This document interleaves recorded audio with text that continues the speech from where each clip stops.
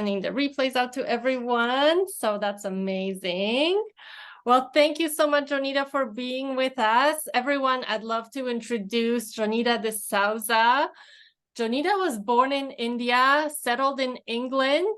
She's a self-leadership mentor for women, a feminine lifestylist, and a creator of feminine empress codes, assisting modern-day busy women who struggle with burnout, body love, and authentic expression to reconnect with their feminine and sensual energy using the ancient feminine Taoist, Tantric, somatic art so that they can create a lifestyle that is fulfilling, nurturing, and pleasurable. So great to have you with us, Jonita. Yes, I'm excited to be here. So happy to be having this platform and have this conversation with you, Kasia. Yes, thank you so much. Well, we are talking about transformation and change, and I know your story has been filled with all of that. So I would love to put the spotlight on you and have you share a bit of your background, your story, and how you came to do the work that you do today. Yeah, so I'm gonna keep it as concise as possible. I am born in India, so I come from an Indian lineage. And I grew up and I spent the first 15, 16 years of my life in my hometown in India. And I was very blessed to be raised in a very privileged family in India, which where I was really encouraged to pursue myself in becoming an independent woman. So I'm talking about growing up in the 80s and 90s in India, which was a very conservative society, mostly masculine dominant, and women, even though they were working, making money, were always under the men of the house. So this idea was instilled by my father, who told me that you don't have to be under any man, and the only way you can do that is by becoming independent, and that means making a lot of money.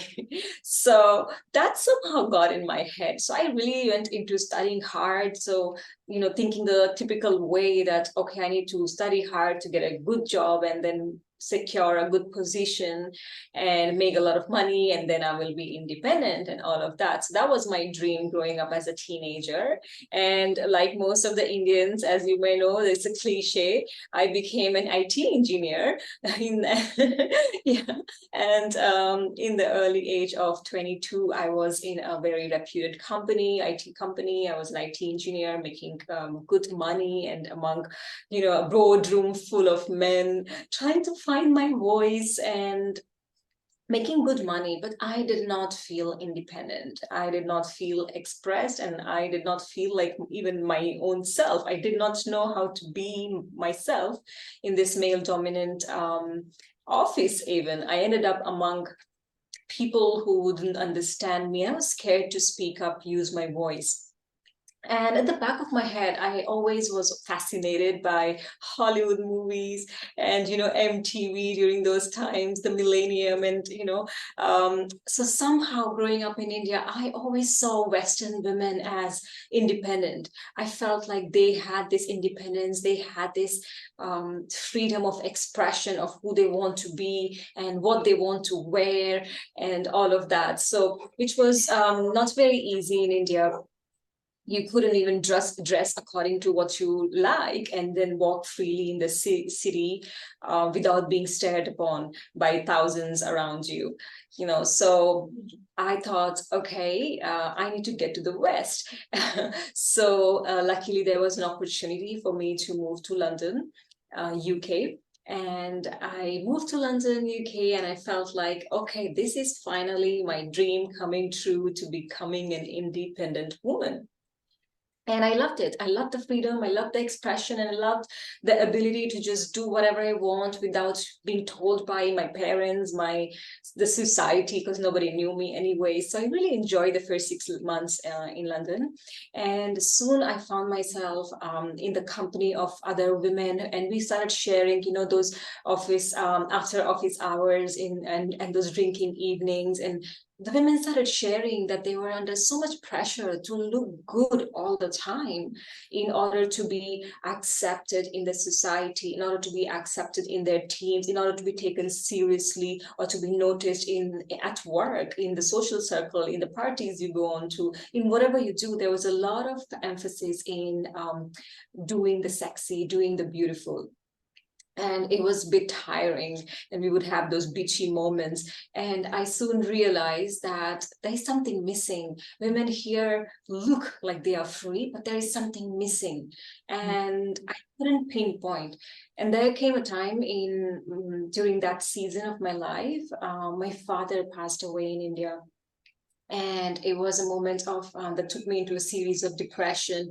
I encountered severe skin disease called psoriasis, and it was spreading all over my body, just making me feel really lethargic and not feeling so beautiful, because it was spreading on my hands and my face. And those were like big allergies.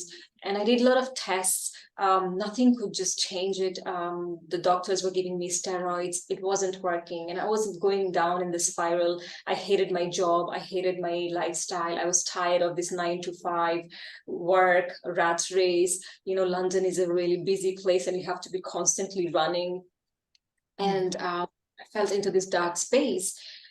And that's when I met this woman who taught me to remember my essence. And I went on this journey of remembering my essence. I was really angry to God for having taken my biggest cheerleader, my father, away. I could not know how to process his grief, the grief of his loss. And this lady came into my life through a Facebook ad. I went to her workshop, and it was an essence workshop. And it was the best 20 pounds ever invested. I was thinking all of these as a woo-woo thing. So I sat by the door thinking, if it's too much of a woo-woo thing, I'm gonna run away. I just want to see what she has to say. And I sat there for the entire 2 hours. I cried and I cried, and I experienced an amazing transformation right then, because for the very first time when I was crying, I was surrounded by women who really held me, who held my hands on both sides, and they just nodded, and they said, it's okay, cry, it's okay, rather than what I was used to, it's all right, don't cry, you'll figure it out, you've got this.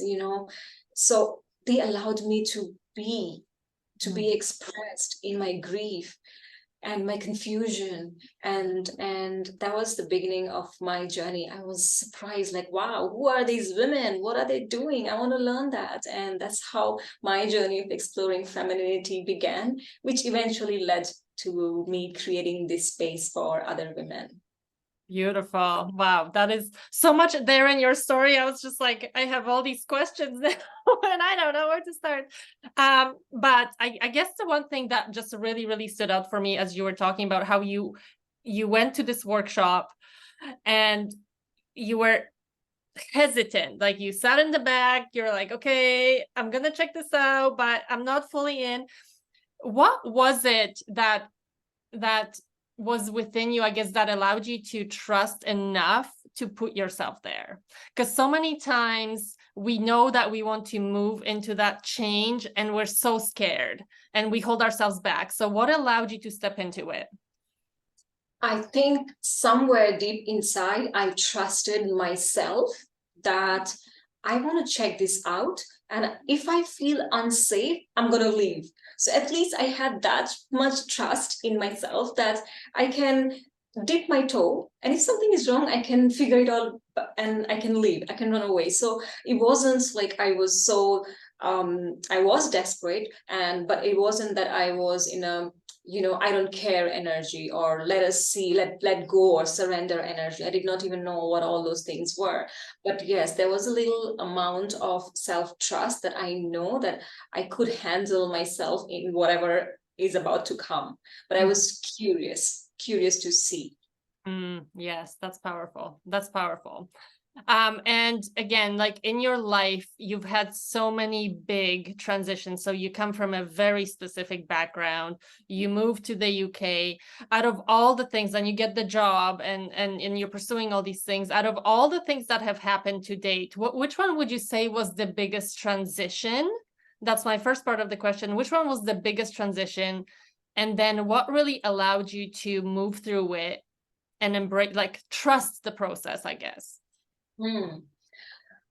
Uh, the biggest transition was really processing my father's death, the grief of not having him around me.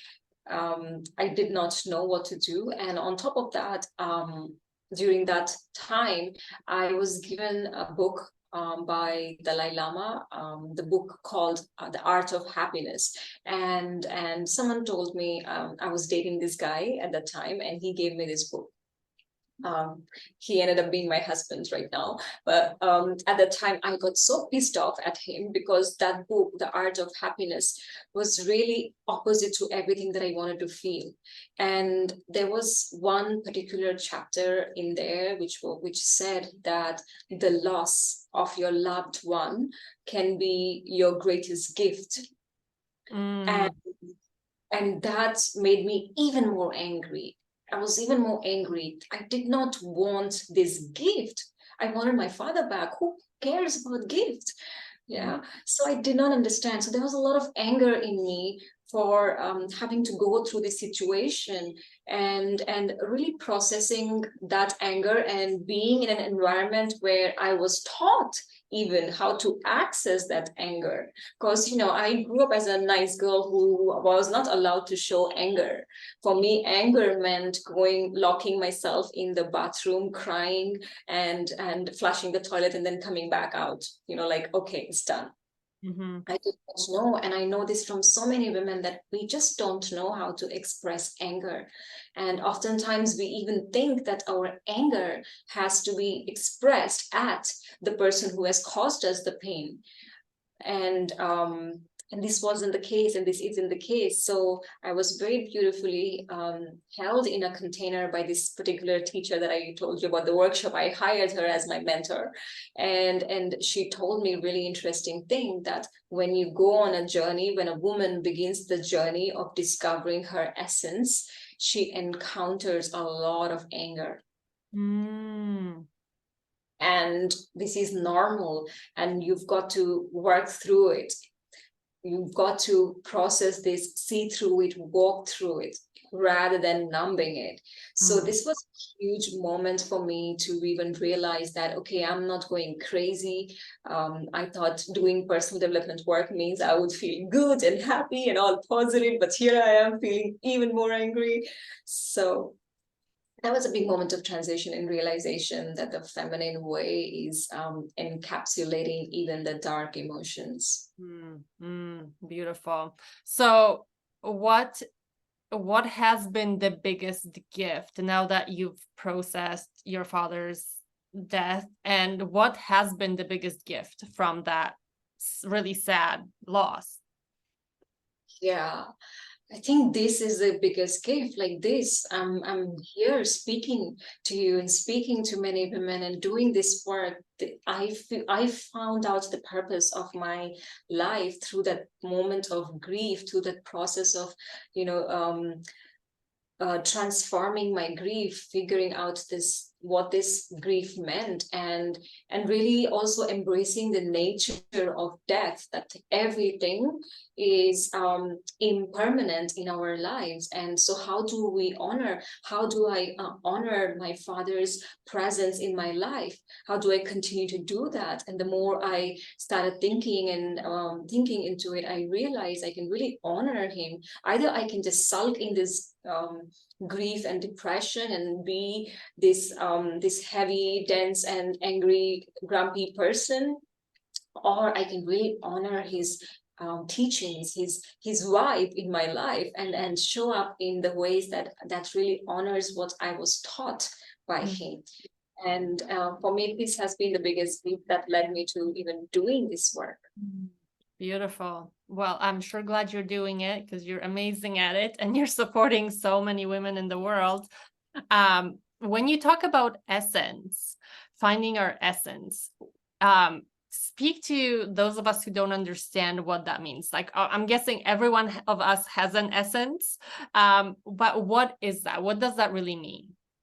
This is really interesting. So in this workshop, when I went there, this was an essence workshop, and the lady said something like, one of the most powerful teachings you can share with another person is to show them their essence. And this is when I began to cry, because I did not know what my essence was. Like, what was my essence? What is she even talking about?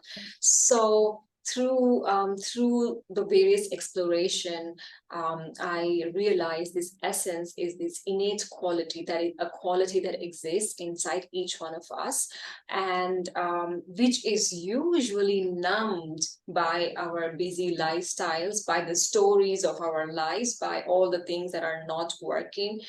It is usually numbed by us playing different identities. So when you take away your role as this wife, this sister, this daughter, this mother, this leader, who are you when everything is taken away from you?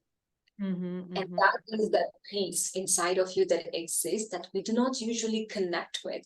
And this is a very creative energy that resides inside of us, that wants to be expressed. The only pure reason for our essence is pure expression.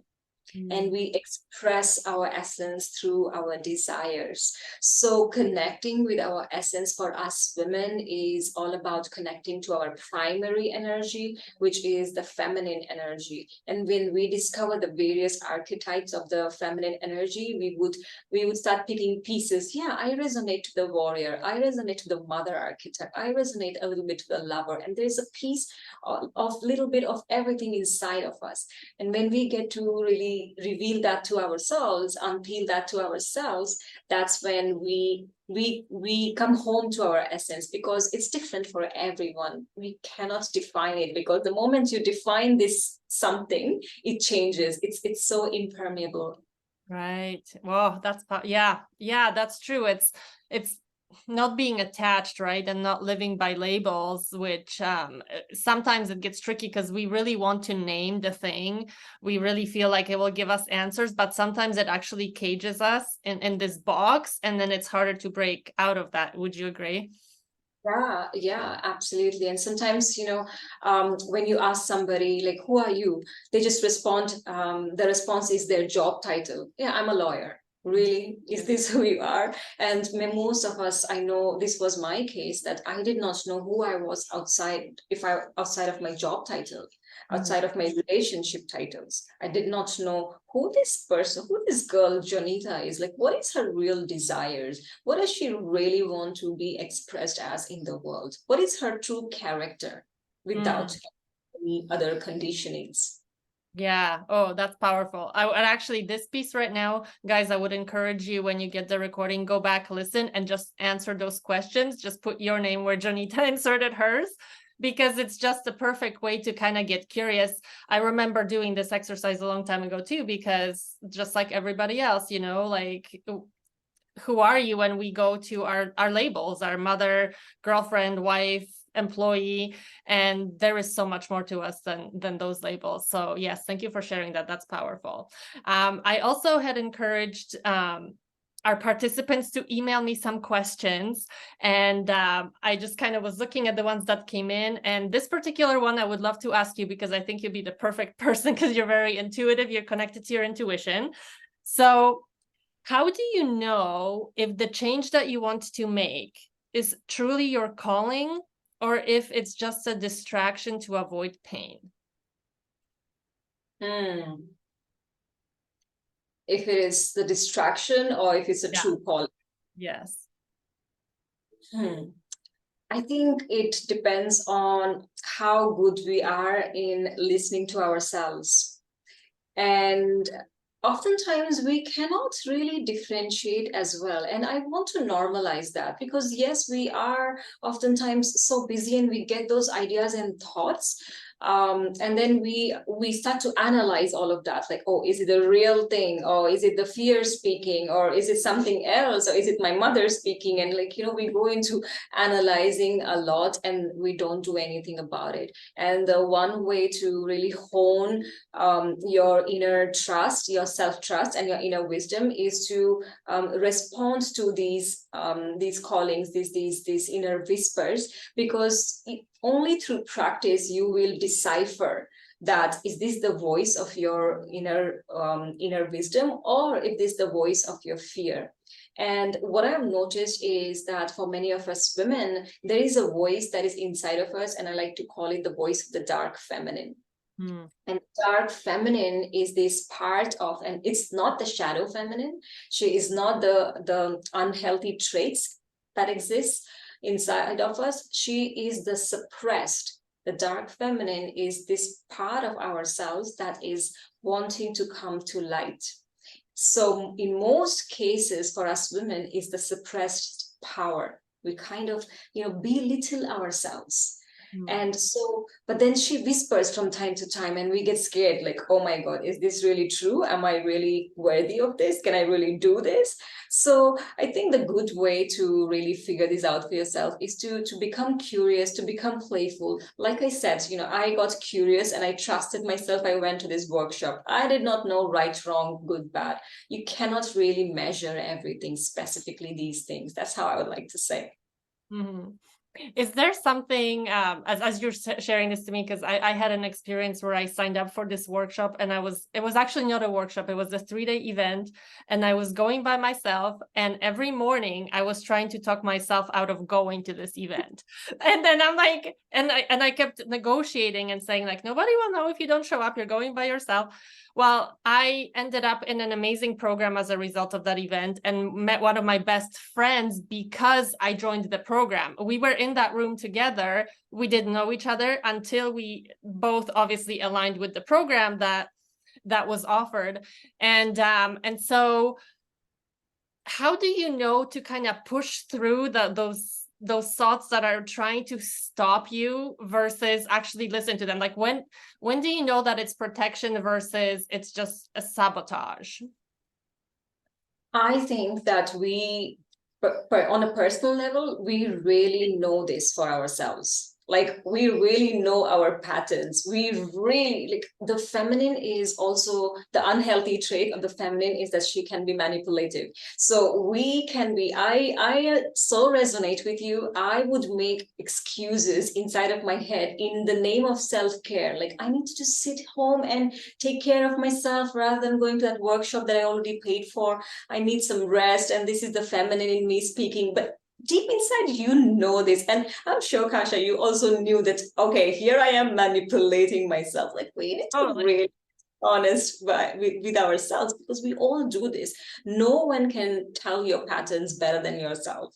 You really know. So, and often what happens is that when we commit to something like this, that is an edge for us, that is a growth level for us, of course, resistance comes up. And of course, our feminine gets really manipulative here. It's just a quality. Again, this quality, the manipulative quality of feminine, I like to say that it's not a bad thing.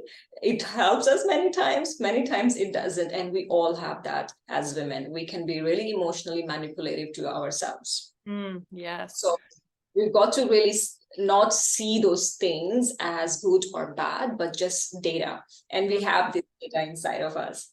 Yeah, I love that. That's a perfect reminder, because what I'm hearing is really trust yourself, because we know, and also anticipate resistance. Anytime we're moving into a change, into something uncomfortable, resistance will show itself. And again, that's that part that's trying to keep us safe, but we get to trust and move through. So yes, thank you for clarifying that for us too. That's amazing. Yeah, I also have understood that, we kind of make the resistance as a villain in our lives, make those fear as the villain of our lives. And I have become really good through years of practice in changing my perspective around resistance. So every time some kind of resistance comes up, I know that I have the capacity to talk myself out of it, because this is my quality. I possess it. I've done it so many times, so many years ago. And but now I have shifted my perspective, and I'm choosing to see from a new perspective. So each time resistance shows up, I say to myself, okay, resistance is showing up. This only means that I need some support or care. This is the only reason why resistance is showing up, because you are expanding and there is resistance, and you need some support and care in that moment to meet your resistance. And this is why the work I do is so important, because that's what we provide to our clients. We provide that support and care, because who come to us are in that loop of resistance, right? Yes. Yeah, fabulous. Thank you for addressing that. And I also know you have an amazing gift to share with our audience. Would you just speak briefly to that, and we will put the link in the chat for everybody to grab the gift from Jonita. Yeah, sure. So this is for the women who are curious to begin listening to their inner wisdom. And one way we can do very easily is through connecting with our womb space. Our womb space is the center of our feminine power that lies in our bodies, and it speaks to us. This is where our intuitive wisdom resides. The more we learn ways to connect with our wombs on a regular basis, the more we become used to listening to our inner wisdom. And so my free gift is called Sensualize Your Womb Space, and it's a 7 days of simple 5 minutes rituals, a variety of different rituals for you to connect with your womb space and start forming a relationship, so that you can identify when is the fear speaking, when is the wisdom speaking. Beautiful. Thank you. And that's in the chat for all of you guys to grab.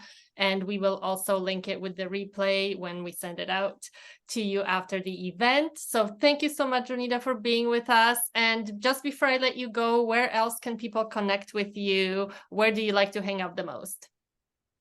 I like to hang out the most on Facebook page. My Facebook page is filled with a lot of resources, inspiration.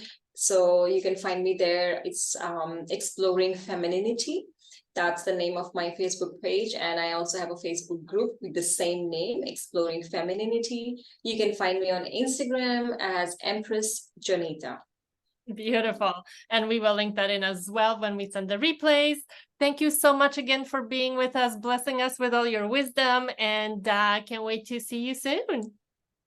Yes, thank you, Kasia, for this amazing conversation and creating this space for me, you, and the other audience to come in and take a moment to think, reflect, and probably apply certain shifts.